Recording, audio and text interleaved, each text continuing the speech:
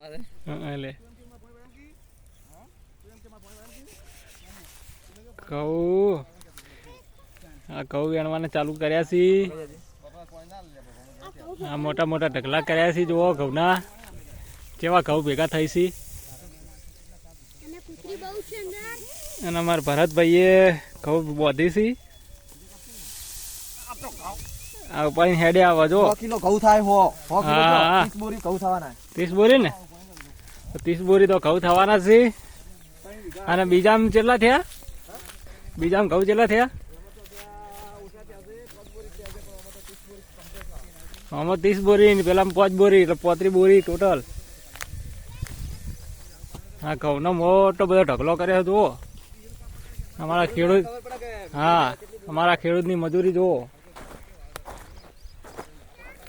મોટી ઘઉંની ઢગલીઓ.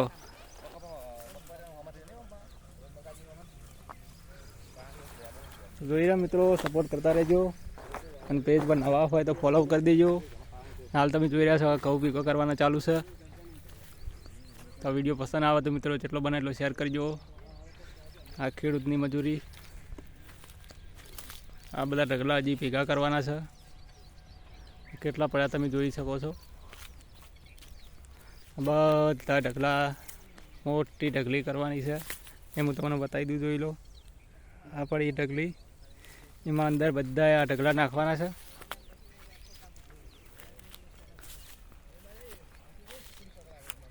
બે થી અઢી વીઘાનું નંબર છે.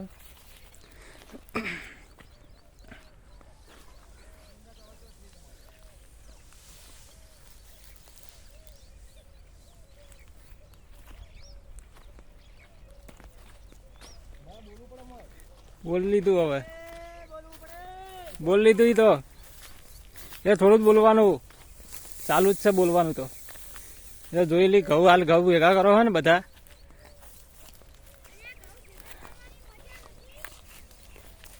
વાઈન બોલ લે, વાઈન બોલ, વાઈન બોલો.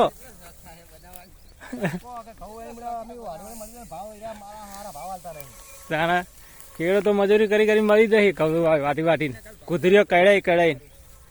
અને સરકાર ભાવો કોઈ હાલતા નહીં. બધા ખેડૂતોની હાલત એવી છે. પણ ખેડૂતો હવે એક ખરખા થઈને બધા ભેગા થઈને હલ્લા બોલ કરી તો કોઈક ભાવ મળે. નકચક દરમાં હંતાઈ રહે તો કશું નહીં મળે. કુતરીઓ કડાઓ રોટલી એવી ખાવાની છે. તાણા બોલ બોલ હોય બોલ, ઉતવાળું બોલ થોડું.